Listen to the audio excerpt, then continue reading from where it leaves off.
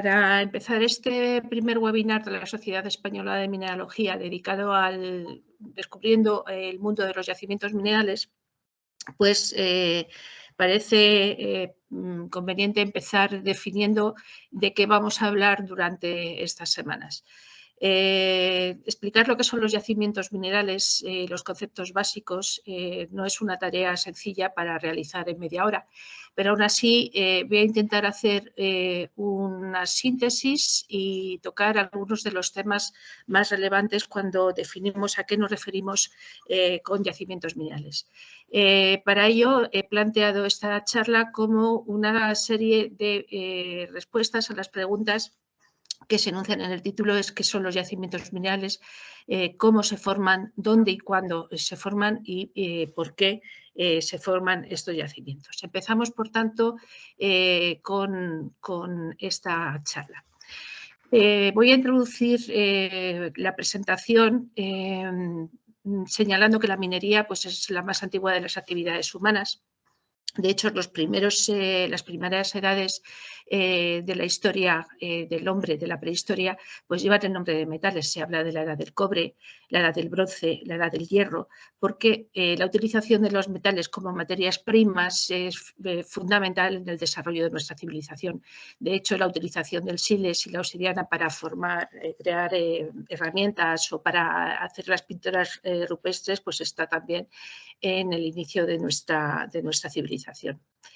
La minería ha sido siempre el pilar del progreso humano y, de hecho, desde la utilización artesanal que vemos en los primeros tiempos, pues ya en el siglo XVIII se construye la máquina de vapor, que entra a trabajar en la minería, y eso permite que de las actividades artesanales se pase a unas actividades ya, digamos, mecanizadas. Y, de hecho, en ese momento, en el siglo XVIII, Inglaterra produce 20.000 toneladas de hierro al año, que es menos de la mitad de lo que se produce en el mundo hoy en día. El siglo XIX está marcado por la revolución industrial, por la producción de acero en altos hornos,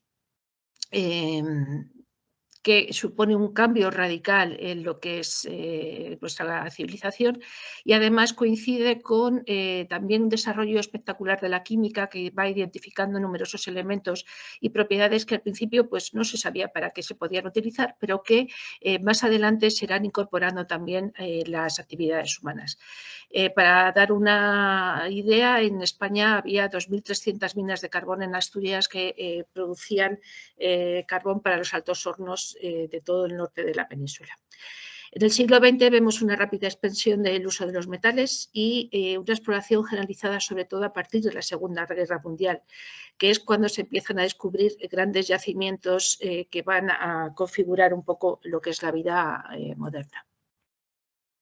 En la actualidad, pues vemos que de los 103 elementos del sistema periódico, 92 van a tener un valor práctico para el hombre, y de ellos 50 son consumidos en cantidades superiores a 100 toneladas al año. También cobran una importancia capital algunos metales muy escasos como el tántalo, el titanio, circonio, niobio, molibdeno, paladio, platino y las tierras raras, que son extremadamente importantes en toda la revolución tecnológica que estamos viviendo ahora y sobre los cuales hablará en la segunda charla mi compañero Joaquín Provenza. De todos los metales que se utilizan, el hierro es, digamos, la columna vertebral de la industria y de nuestra civilización. Tanto el hierro como su aleación principal, que es el acero, suponen el 95% de todo el metal usado en la actualidad y a lo largo de la historia. Y para crear los aceros especiales que se utilizan en la actualidad, pues hay importantes elementos químicos que entran a formar parte de las ferroaleaciones, como son el manganeso, el cromo, el vanadio o el molibdeno. De hecho, para ver hasta qué punto el hierro es relevante, pues vemos que en todo el sector primario, como es agricultura, pesca, toda la máquina de minería, pues se utiliza el acero, y en otras actividades como construcción de infraestructuras, construcción de vehículos, etcétera, pues se utiliza el hierro. El aluminio es el segundo metal más utilizado en la actualidad, tiene múltiples aplicaciones y el cobre es el metal más importante en la industria eléctrica. Es importante resaltar cómo el cobre es de los primeros metales utilizados en la historia de la humanidad y ahora en el siglo XXI sigue siendo uno de los metales más importantes. No ha perdido en absoluto su vigencia, sino que sigue siendo extremadamente importante en las nuevas tecnologías.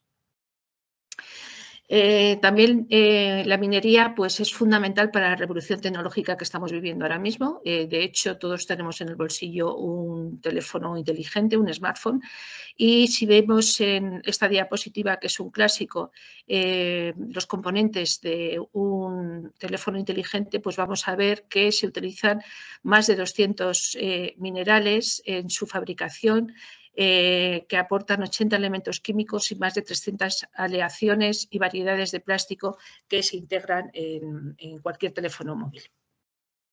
Creo que ninguno estaríamos ahora dispuestos a renunciar a nuestro teléfono móvil en el bolsillo y, por lo tanto, nos da idea de hasta qué punto las materias primas siguen siendo y cada vez más fundamentales en el estilo de vida y en la civilización que tenemos ahora mismo.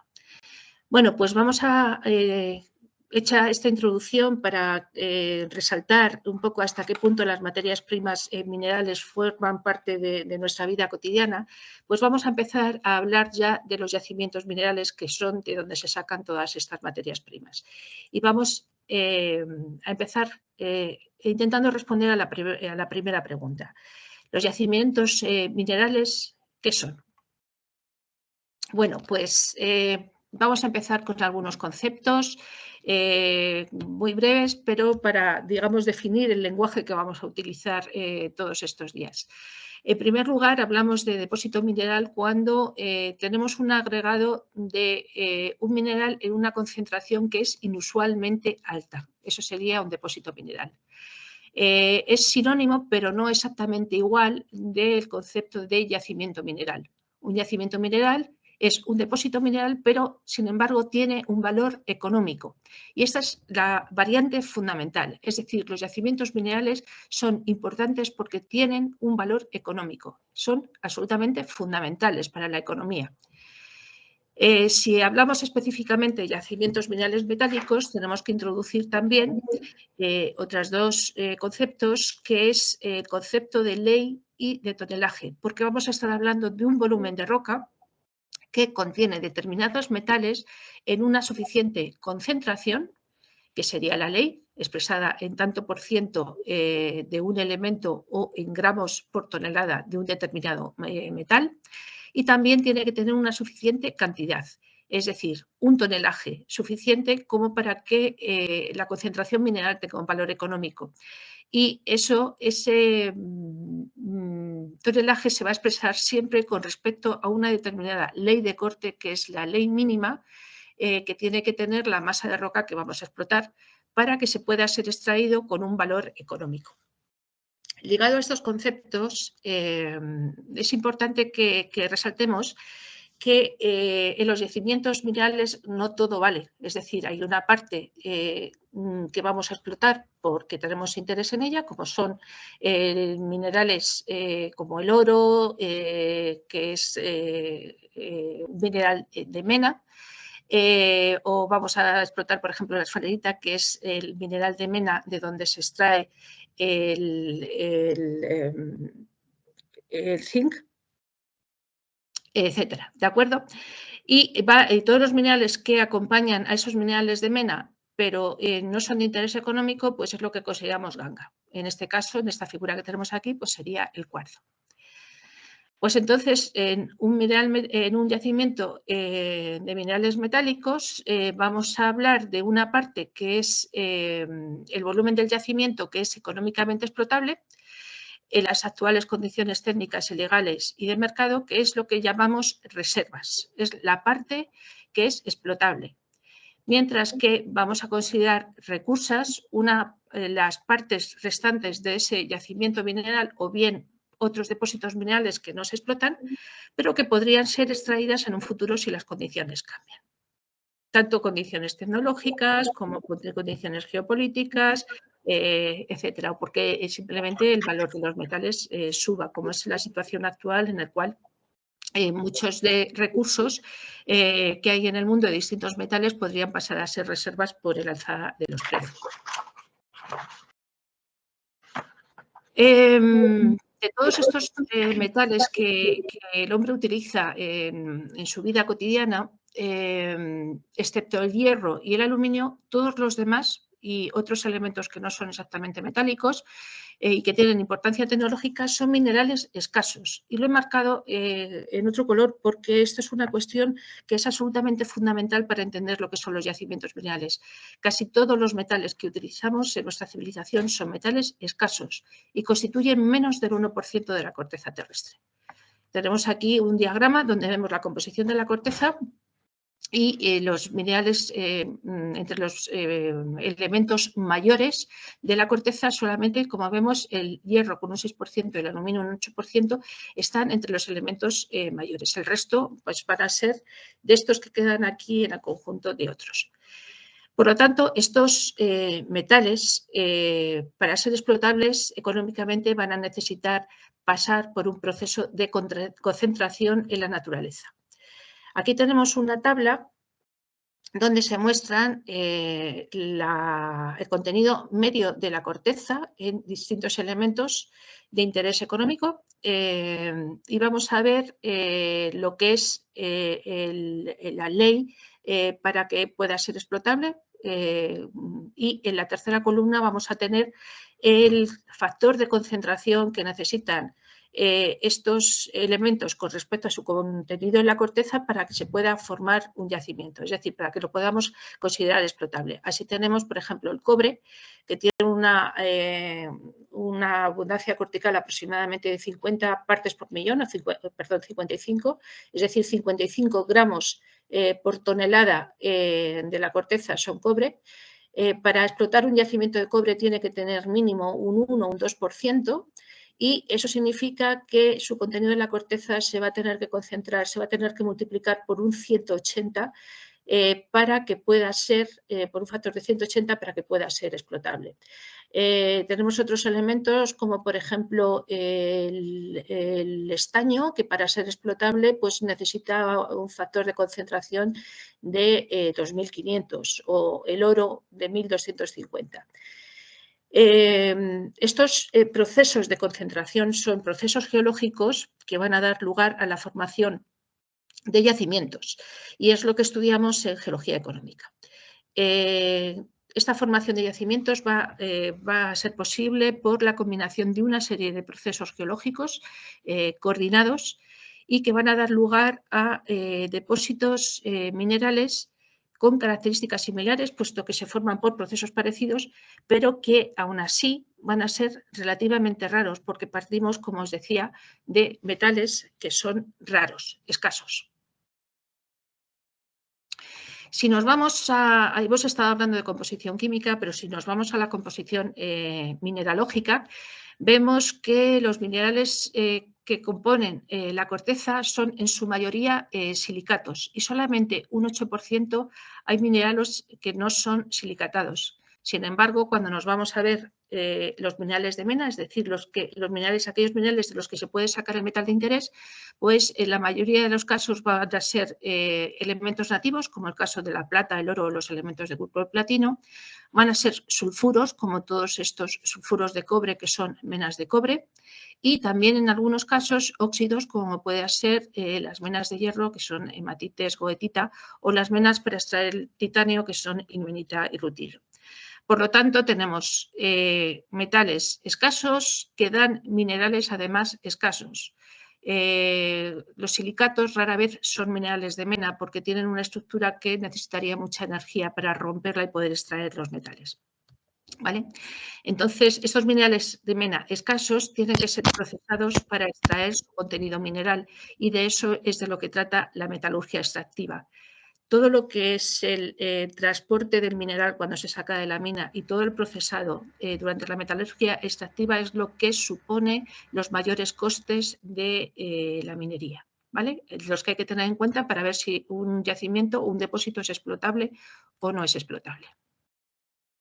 A pesar de que estamos hablando de metales raros en la corteza, de minerales que son también poco abundantes, vemos que en la naturaleza se producen yacimientos y además en algunos casos yacimientos de los que se consideran de clase mundial, lo que se conoce con el nombre de World Class Deposits, que son aquellos yacimientos cuyo contenido metal está por encima del percentil 90 de su clase.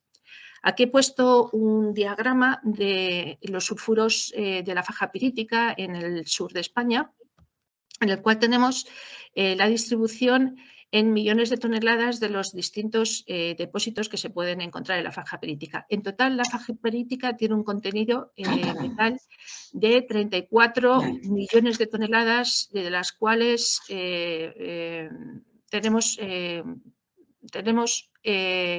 1.600, perdón, me estoy confundiendo, los sulfuros masivos serían 1.628 millones de toneladas y más de 262 millones de toneladas de stockwork.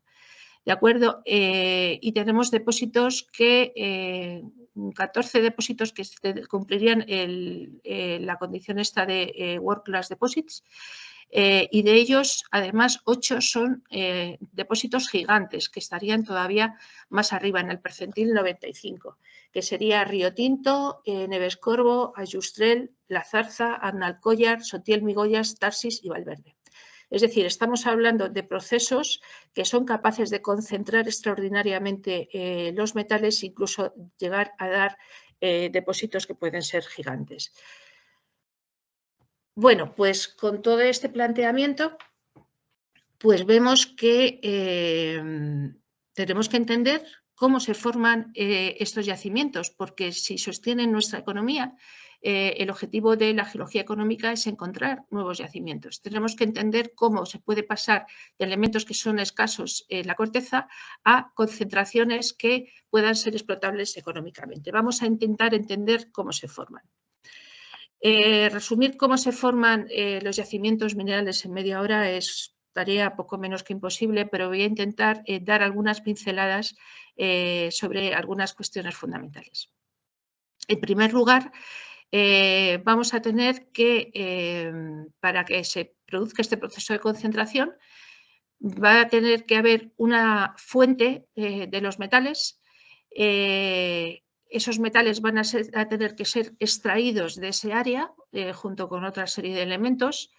Van a tener que ser transportados hasta otro lugar y van a ser concentrados en lugares favorables que serán los que formen el yacimiento. Para ello es necesario una ingente cantidad de energía involucrada en el proceso y también va a ser para la focalización de todos estos metales, para la concentración, va a ser fundamental la arquitectura de la corteza, que va a permitir que este transporte sea un transporte efectivo y que pueda haber una concentración. En todos estos procesos de formación de yacimientos va a haber dos tipos de agentes que van a ser, por un lado, los magmas y, por otra parte, los fluidos acuosos en sentido amplio.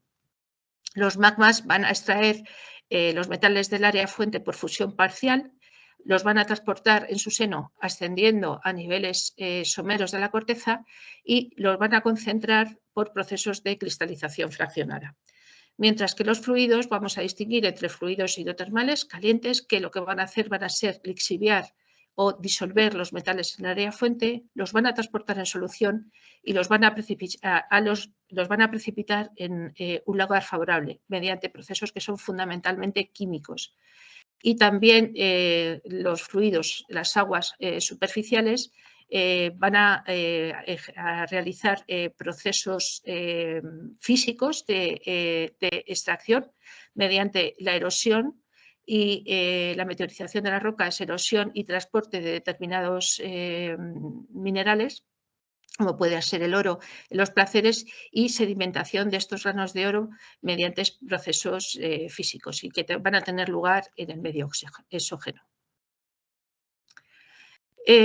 Cuando queremos clasificar los yacimientos, queremos entender qué tipos de yacimientos hay, una de las cuestiones que se suele utilizar como criterio es fundamentalmente los procesos metalogénicos, es decir, los procesos que dan lugar a la formación de estos yacimientos, porque normalmente son procesos geológicos comunes que tienen lugar en determinados contextos, es decir, en contextos magmáticos, en contextos de diagénesis, metamorfismo y deformación y en los contextos superficiales de erosión con meteorización, transporte, etcétera.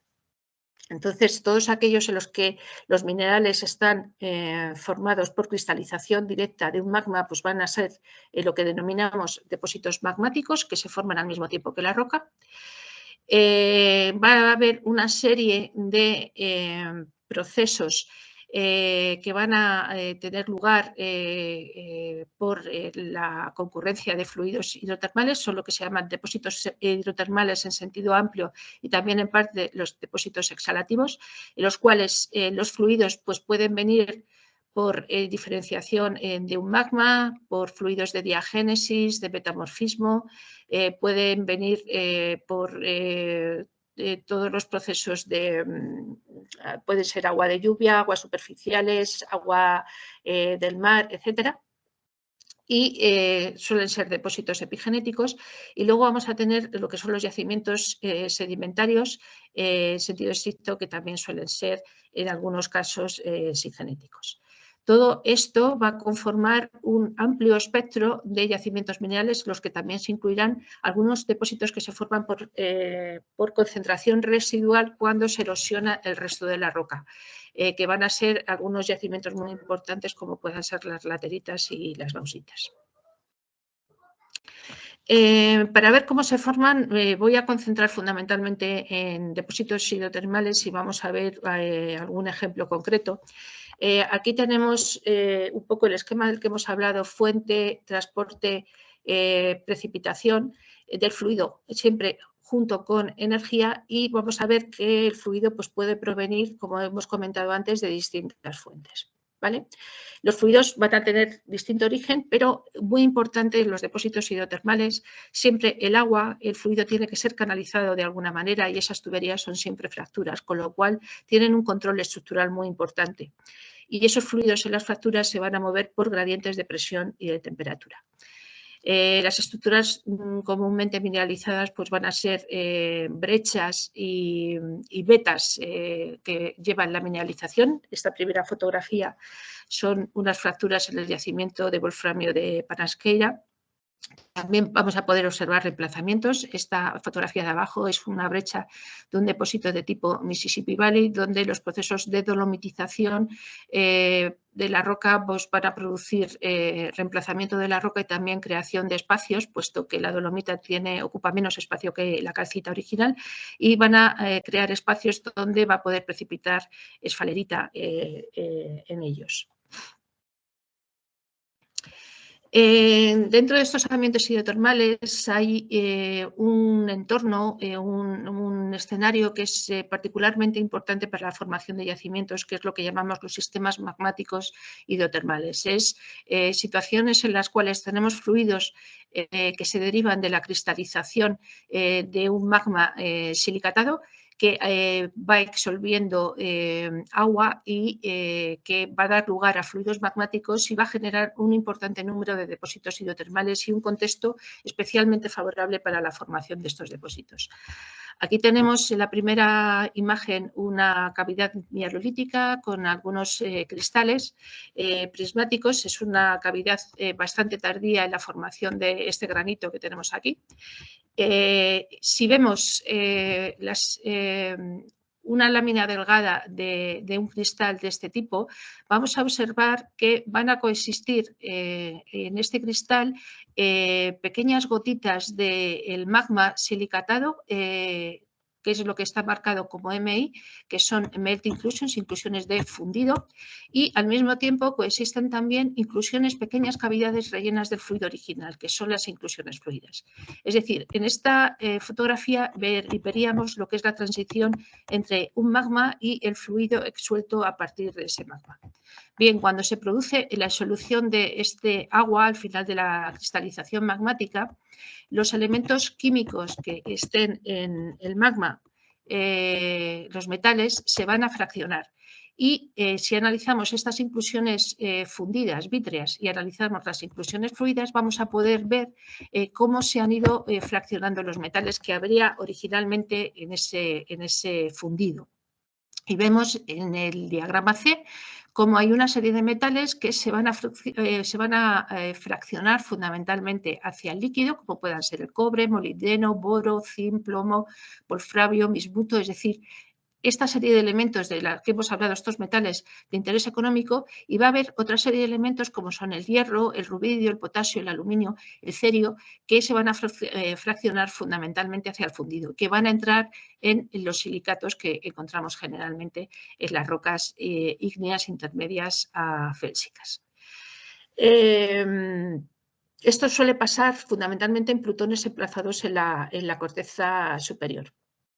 Bueno, pues cuando este magma está cristalizando, normalmente el fluido acuoso se suele acumular en las partes altas de la cámara magmática, sometiéndolas a una sobrepresión a medida que va avanzando la cristalización. Aquí tenemos en el diagrama E como en el eje de la SIS tenemos la sobrepresurización de la cámara en megapascales y la fracción cristalizada en el otro eje, de tal manera que observamos cómo a medida que va avanzando la cristalización vamos a tener una mayor sobrepresurización. Por lo tanto, la exsolución de un fluido acuoso es consecuencia de la cristalización progresiva del magma y además esta exsolución va a producir un aumento de la presión hidrostática dentro de la intrusión, que en un momento determinado va a superar la presión litostática que confina en la cámara magmática, va a romper y el fluido hidrotermal se va a inyectar en multitud de fracturas y venas, va a brechificar la roca y va a producir la precipitación de los metales.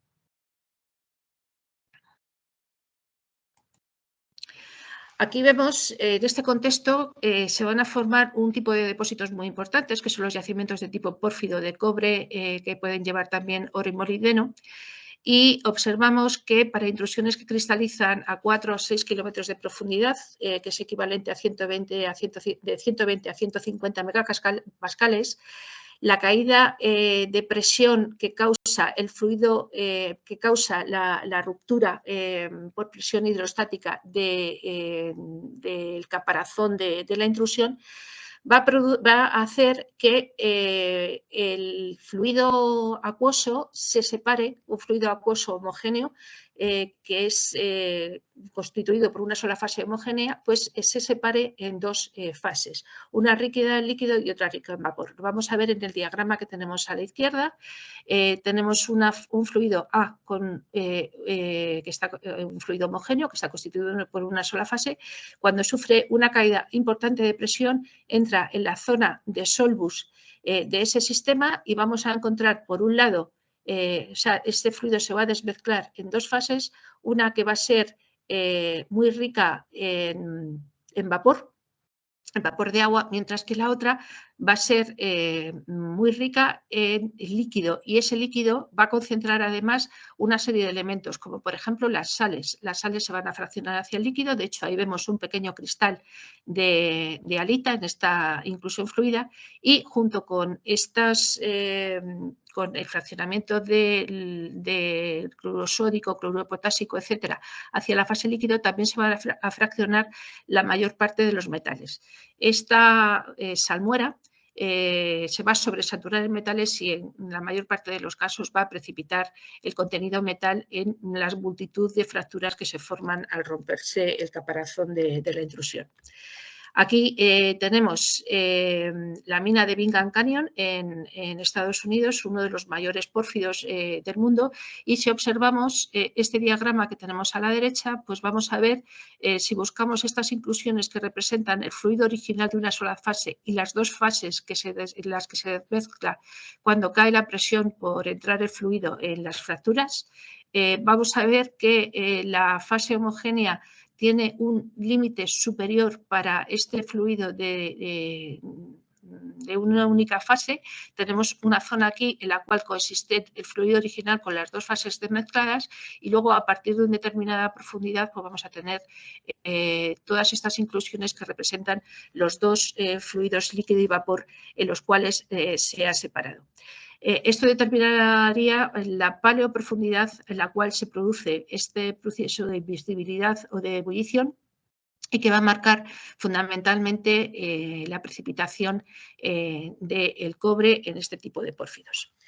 Por lo tanto, un sistema magmático hidrotermal pues, puede considerarse como si fuese una pluma caliente de vapor de origen magmático que va a exsolver salmueras en niveles de profundidad determinados y controlados por la presión, y se va a mezclar con aguas meteóricas en sus bordes, en las zonas externas. Estos niveles específicos son muy importantes para la exploración porque marcan sobre todo el nivel donde se ha producido la precipitación de los metales. Esta situación que acabo de describir da lugar, como digo, a la transición entre lo que sería un agua dentro de una cámara magmática a cuando esa cámara magmática expulsa todo el fluido hacia el exterior y hacia arriba, pasando a un sistema hidrotermal en sentido estricto que va a dar lugar a multitud de tipos de yacimientos en este entorno magmático volcánico y se atraviesan calizas, pues va a poder, niveles calcáreos van a poder dar depósitos de tipo skarn, reemplazamientos, vamos a tener venas polimetálicas en el entorno, vamos a tener yacimientos epitermales en las partes altas de metales preciosos, epitermales de sulfuración intermedia, etcétera. Digamos que es, entre todos los contextos metalogénicos, uno de los más poderosos a la hora de formar yacimientos minerales. Además, este tipo de sistema magmático hidrotermal es común en zonas de subducción y además ese contexto geotectónico va a ser también favorable, lo vamos a ver más tarde, para la generación de un volumen muy, muy importante de yacimientos. Hay otros procesos de formación de yacimientos, pero como digo, es complicado explicarlo en una clase de media hora, con lo cual, pues bueno, nos quedamos con esto. Vamos a pasar a otra pregunta. ¿Dónde y cuándo se forman? Es decir, si tenemos que explorar los yacimientos, tenemos que saber dónde los tenemos que buscar, ¿vale? Aquí he puesto un mapa del cinturón de rocas verdes de Abitibi, que es el mayor cinturón individual de rocas verdes del mundo, que tiene una concentración absolutamente inusual de yacimientos en la zona sur. Encontramos 36 depósitos de oro de más de 1 millón de onzas y 48 depósitos de sulfuros masivos en rocas volcánicas de más de 1 millón de toneladas, es decir, depósitos de tipo clase mundial y gigantes concentrados, como veis, en un estrecho corredor en el sur del cinturón. Es decir, los yacimientos no se distribuyen al azar, espacialmente tienen zonas preferentes donde se concentran. Y si nos vamos a la distribución temporal, pues vemos que también hay yacimientos que se concentran en determinados procesos temporales, como pueden ser las formaciones de hierro bandeadas, que concretamente las que se conocen con el nombre de tipo lago superior, se van a concentrar entre finales del Arcaico y principios del Proterozoico. Se van a formar el 90% de las reservas de hierro mundiales y van a estar en cuencas controladas por procesos de rift en el borde de cratones arcaicos. Es decir, también hay distribuciones temporales preferentes en las cuales se forman determinados tipos de depósitos. Lo vemos para lo que son los depósitos estratiformes de cobre sedimentario, que también tienen un control temporal muy importante. Como vemos aquí, el cinturón de cobre del centro de África está muy delimitado en el Neoproterozoico. ¿Por qué tenemos estas distribuciones espaciales y temporales restringidas? Bueno, pues todo está controlado, o la mayor parte está controlado un poco por lo que es la dinámica global del planeta, fundamentalmente controlado, aunque no solo, por la tectónica de placas. Aquí tenemos algunas de las masas continentales en distintas épocas del Fanerozoico, desde el Ordovícico superior, en el cual tenemos distintas masas hace 450 millones de años distribuidas en la Tierra, a finales del Pérmico Triásico, en torno a 250 millones de años, estas masas se han concentrado para formar un único continente, Pangea, y vemos que hace 80 millones de años estas masas se han vuelto a empezar a separar en un proceso de dispersión continental. Bueno, todas estas etapas de concentración de las masas para formar un supercontinente, ruptura y expansión forman parte de lo que se denomina en geología el ciclo de Wilson, que comprende la ruptura y dispersión de un supercontinente hasta la formación del siguiente. Bueno, pues los distintos estadios del ciclo de Wilson van a dar lugar a contextos geodinámicos en los cuales se dan las condiciones apropiadas para que se deformen distintos tipos de yacimientos minerales. Aquí en esta diapositiva están recogidos lo que serían los estadios de dispersión continental con los tipos de depósitos que se forman en cada uno de estos estadios hasta que se empieza a formar una cuenca oceánica. Pues vamos a tener depósitos sedimentarios, depósitos de tipo SEDEX asociado a pizarras, vamos a tener distintos tipos de sulfuros masivos también, etcétera. Que van a ser los contextos apropiados para que se formen estos depósitos. Y en los estadios de convergencia continental vamos a tener zonas de subducción y vamos a tener zonas de colisión de masas continentales. Y también se van a dar los contextos para formar distintos yacimientos minerales. En el caso de zonas de subducción, vamos a tener que la lámina que subduce va a ser una corteza oceánica hidratada que por metamorfismo se va a deshidratar, va a fundir la cuña de manto que queda por encima de la lámina que subduce. Eso va a producir un volumen de magmas muy importante que van a llegar a niveles someros y van a experimentar todos los procesos que he explicado anteriormente. La importancia de este estadio con respecto a otros está en el hecho de que una zona de subducción es como una escalera mecánica que durante mucho tiempo, y estoy hablando a escala geológica, es como una cinta que está aportando constantemente agua y fundidos al sistema, formando un sistema magmático hidrotermal que se prolonga en el tiempo y que forma grandes volúmenes de magma y de agua. Por lo tanto, es un entorno especialmente rico para formar yacimientos. Las zonas de colisión continental también son muy interesantes, fundamentalmente para depósitos como puedan ser los depósitos orogénicos de oro que se forman por las reacciones de metamorfismo progresivo, por la deshidratación de las rocas durante el metamorfismo progresivo, la producción de fluidos que se van a canalizar a lo largo de estas zonas de cizalla corticales, estas zonas de sutura, y van a transportar y van a formar grandes depósitos de oro. Bueno, pues todos estos contextos de un ciclo de Wilson quedan reflejados en estos diagramas en contextos intracratónicos, contextos divergentes convergentes o márgenes convergentes con los tipos distintos de yacimientos minerales que se forman. Además, se observa que hay varias barras verticales color amarillo que van a representar los 4 principales supercontinentes que se reconocen en la historia de la Tierra. Kenorland a finales del Arcaico, Columbia y Rodinia, que se forman que se agregan y se dispersan. Columbia se agrega, se reorganiza para formar Rodinia en el Proterozoico, y a finales del Proterozoico se rompe Rodinia, se vuelven a dispersar las masas para formar Pangea en el Pérmico Triásico. Y luego vendría toda la época de dispersión continental en la cual, o sea, de apertura del Atlántico en el que estamos ahora y de cierre del Pacífico, que es en el ciclo en el cual estamos ahora. Bueno, pues en este diagrama tenemos localizados también la distribución en el tiempo y en el espacio de los distintos yacimientos minerales. Por lo tanto, ya entendemos cuándo y cómo se forman, cuándo y dónde se forman los yacimientos, por lo tanto, ya tenemos también idea de dónde tendremos que ir a buscarlos. Queda la última parte, sé que me estoy extendiendo un poquito, pero ya decía que era una cuestión difícil de explicar en media hora.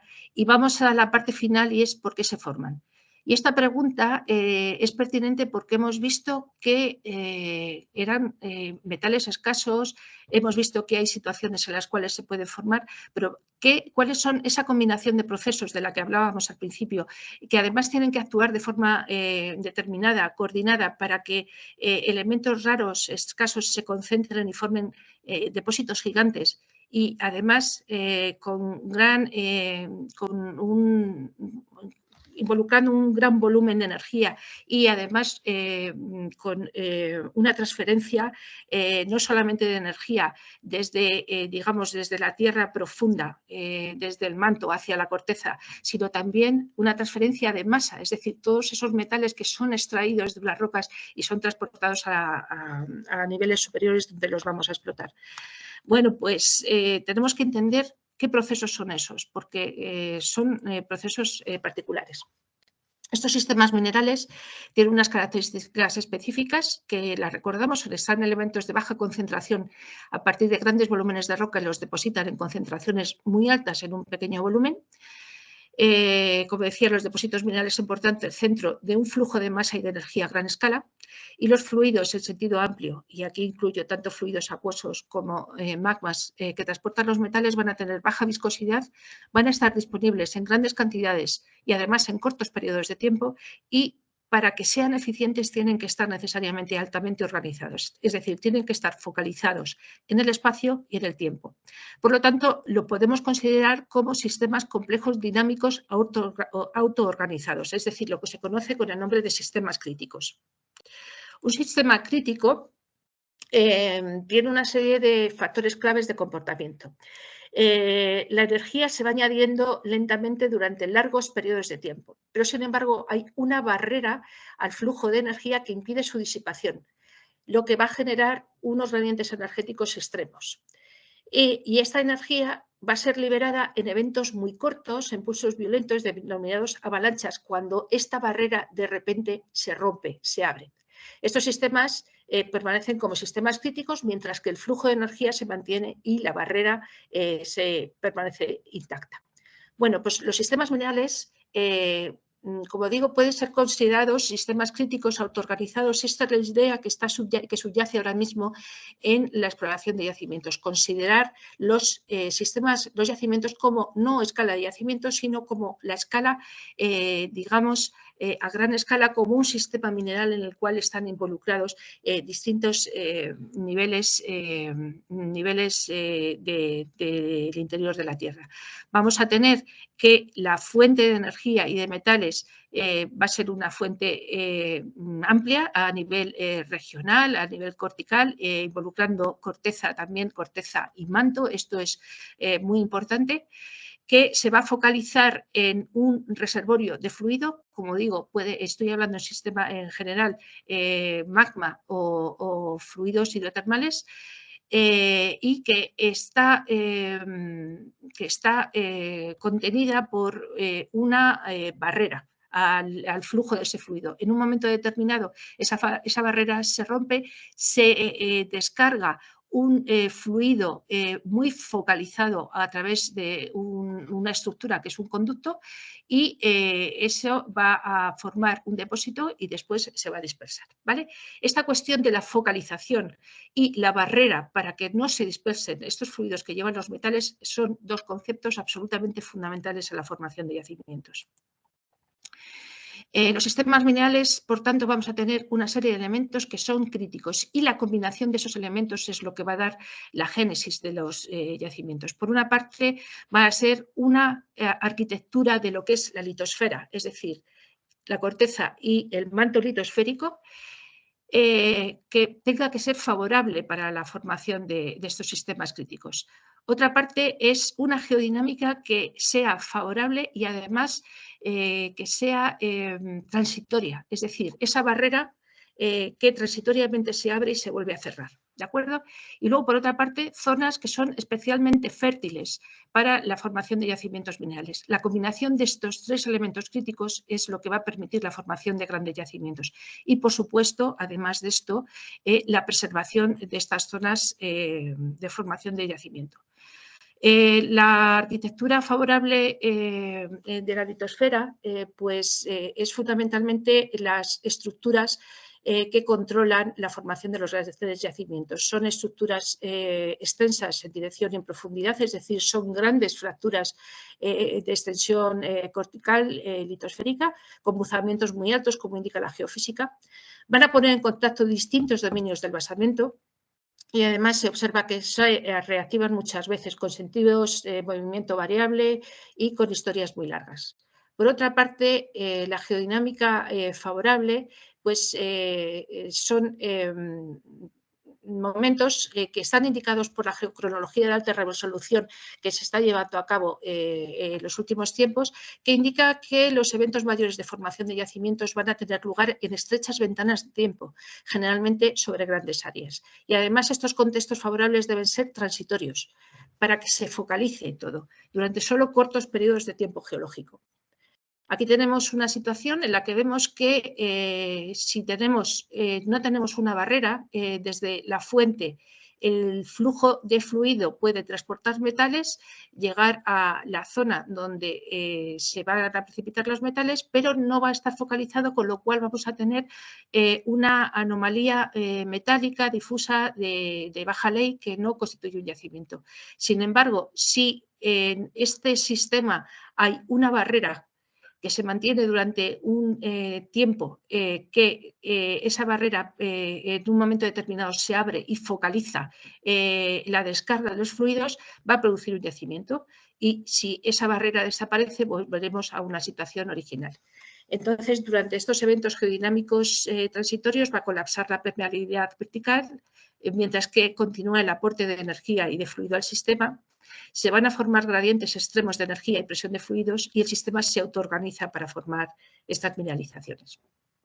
Con respecto a la fertilidad, pues son regiones geológicas o periodos de tiempo sistemáticamente mejor dotados en metales que otros ambientes geológicos equivalentes. Este es el caso, por ejemplo, de la cordillera de los Andes, en general todo lo que es la cordillera oeste sudamericana, que durante la apertura del Atlántico va a empujar el continente sudamericano hacia el oeste.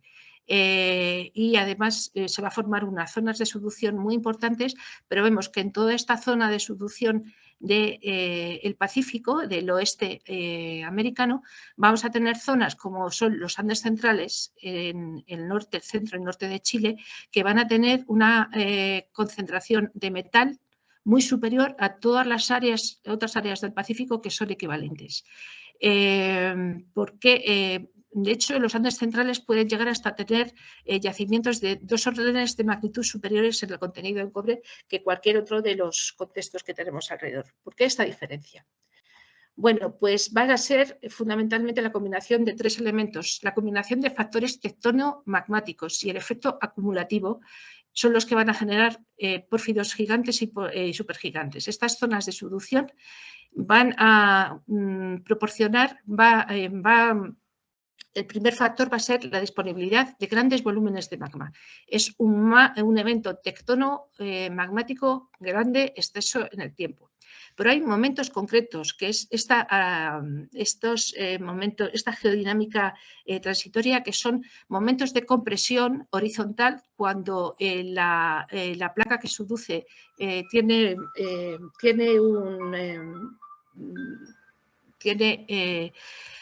un ángulo de subducción bajo, se producen momentos de compresión y se va a acumular gran cantidad de magma en la base de la corteza. Cuando la compresión acaba o cuando hay cambios en la velocidad o dirección o el ángulo de subducción, pues va a parar esa compresión y entonces se va a emplazar esos fundidos, ¿vale?